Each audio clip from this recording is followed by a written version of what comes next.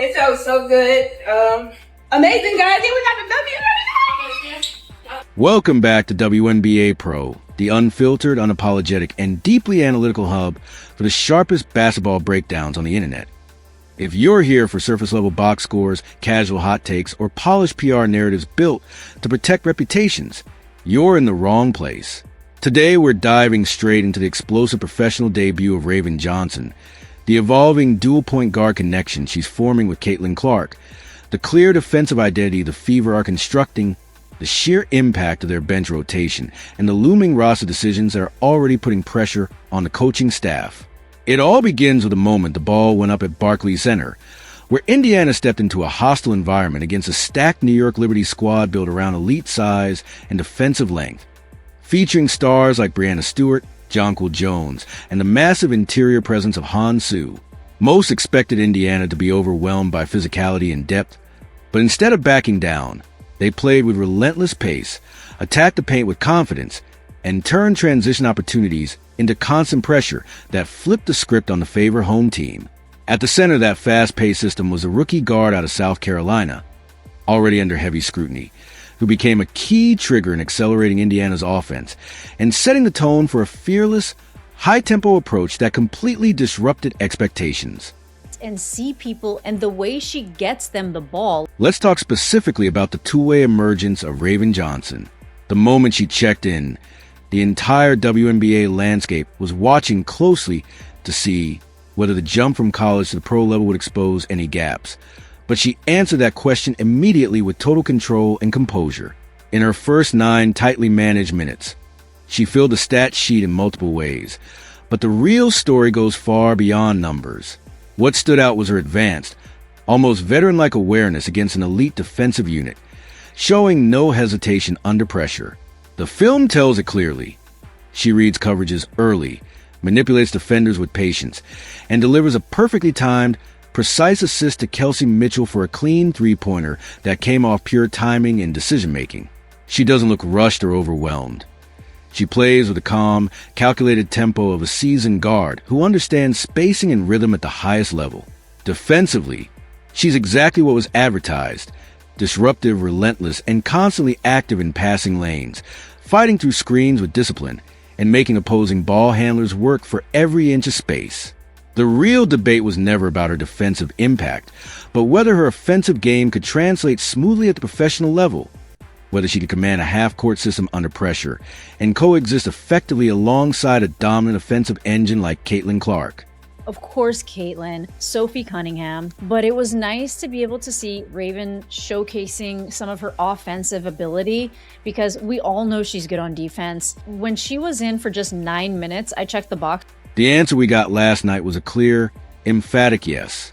When a rookie guard secures a defensive rebound, pushes a tempo with explosive speed, and goes coast to coast to the heart of a physical New York Liberty defense, slipping past the size of Han Su and finishing untouched at the rim, you're watching a player who truly belongs at this level. Her composure is striking. In real time, under national pressure, she showed she can run an offense at a high standard while also allowing Caitlin Clark to operate more freely off the ball, which adds a completely new layer to Indiana's structure. That leads directly to the most dangerous tactical shift the Fever now have in their arsenal. All offseason, the defensive plan against Indiana was straightforward. Send aggressive traps at Caitlin Clark the moment she crossed half court, force physical pressure, and make the rest of the roster generate offense in unfavorable situations. But with Raven Johnson on the floor as a secondary creator, that entire blueprint starts to collapse.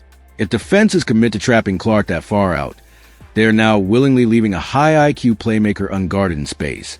And as shown last night, Johnson has the vision and control to immediately punish rotations and deliver clean passes to shooters like Kelsey Mitchell and Sophie Cunningham. Clark draws attention and warps the defense. Johnson reads the breakdowns and turns them into clean offensive execution.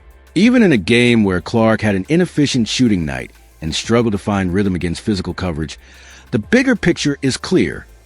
Indiana now has multiple decision-makers who can break defensive schemes in different ways, making them far less predictable and significantly more difficult to contain. Her comfort level. Even when her perimeter shot isn't fully falling, her sheer gravitational impact and aggressive downhill mentality still generate elite-level offensive production. Watch how she attacks the paint, confidently rising into a controlled, technical floater right over the length of the Liberty defense. Even in those stretches, she still finished with 4 key assists and continued to command the full defensive attention of the New York shell, forcing constant rotations and overreactions. That pressure is exactly what unlocked Indiana's veterans. Kelsey Mitchell stepped onto the floor at Barclays Center and showed exactly why she's valued as a premier scorer in this league, turning opportunity into production every time the ball touched her hands in the half court. In 17 minutes, she delivered a highly efficient 18 points on 7 of 12 shooting, including 2 of 3 from deep, consistently punishing overcommits toward Caitlin Clark. Alongside her, Sophie Cunningham played with a relentless edge, knocking down contested perimeter shots and finishing with 13 points on 5 of 8 shooting in just 14 minutes, while adding defensive pressure and active hands that helped spark transition chances. The physical tone she set, combined with Mitchell's shot making, created a constant release valve for Indiana's offense. But the clearest snapshot of their chemistry came in one standout second-half possession, a seamless sequence of spacing, timing, and decision-making that perfectly illustrated how this group is starting to function as a coordinated, multi-layered offensive unit rather than a single-point attack. Nice floater. I do think that Caitlin's shot was a bit off today. She attempted 5 3-pointers and she did only make 1 of them. Overall, she went 2 for 10. She did have 4 assists. Look closely at this sequence because it perfectly illustrates the geometric structure of a high-level modern offense. Sophie Cunningham set a forceful perimeter screen for Caitlin Clark, and that single action immediately triggers a full defensive shift from the Liberty, collapsing their coverage toward Clark's space. Reading it instantly, Clark shows elite processing speed, snapping a quick pass back to Cunningham as the defense over-rotates. From there, Cunningham keeps the possession alive with a sharp, unselfish swing, delivering a clean hockey assist to Kelsey Mitchell, who relocates into space and knocks down a wide-open sidestep 3. It's fast, precise, and completely synchronized offensive movement, the kind of chain reaction that punishes even minor defensive hesitation. When Indiana moves the ball at that speed and clarity, the defense simply doesn't have time to recover before the final shot is already released. Still, even in a 109-point offensive showcase, the analysis has to stay objective, and there were real structural concerns that head coach Stephanie White will need to address before the season fully stabilizes. The biggest issue was on the glass, where Indiana was out-rebounded 34-27, a gap that quietly undermines everything they want to build. When you fail to consistently secure defensive rebounds, you're not just giving up possessions.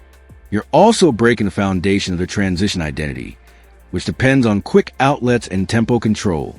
That weakness becomes even more dangerous against physical interior presences like Han Su, whose size and positioning can completely neutralize second-chance opportunities and force Indiana into half-court sets they don't always want to live in.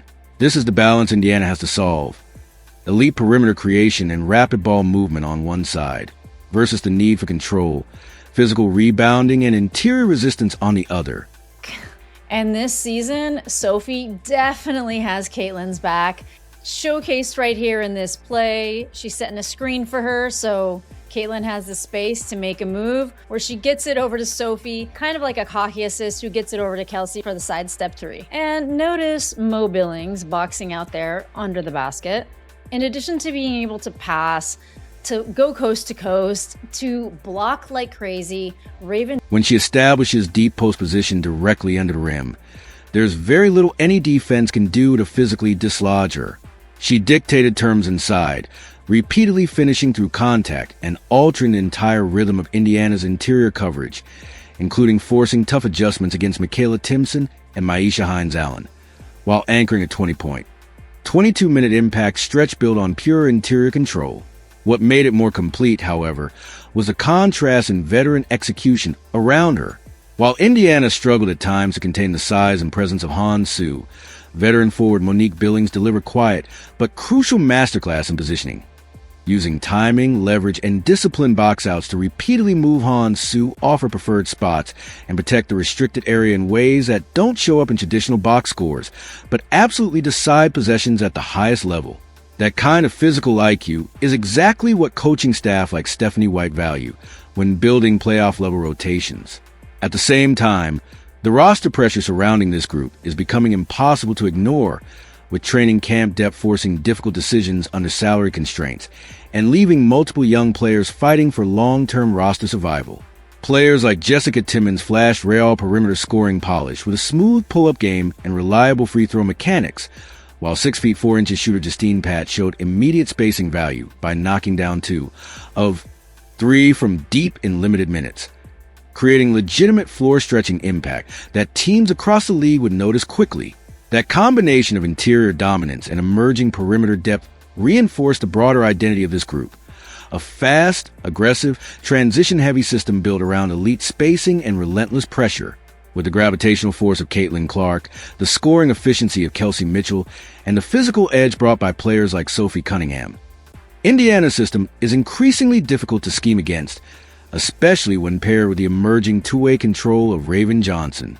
Even in a highly competitive environment against the New York Liberty, the Fever's pace, spacing, and transition pressure showed how quickly their identity is evolving into something far more dangerous than a traditional offensive unit, one built on speed, read and react execution, and constant structural stress on opposing defenses.